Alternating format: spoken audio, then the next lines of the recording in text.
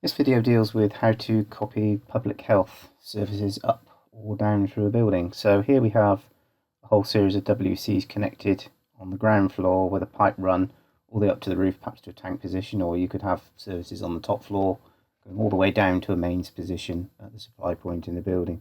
Doesn't matter which way you go. So here we are on the ground floor. If we want to copy these services up through the building, all we need to do is go to the edit menu, copy services. That presents us with the table. So the left hand we're copying from, the right hand we're copying to. So there's my ground floor. If I want to copy all the way up through the building to the 9th floor, I can just drag or Control Shift, copy those services. That will then copy them up through the building. Then view level up. We can see the pipe connections have been made to the appliances.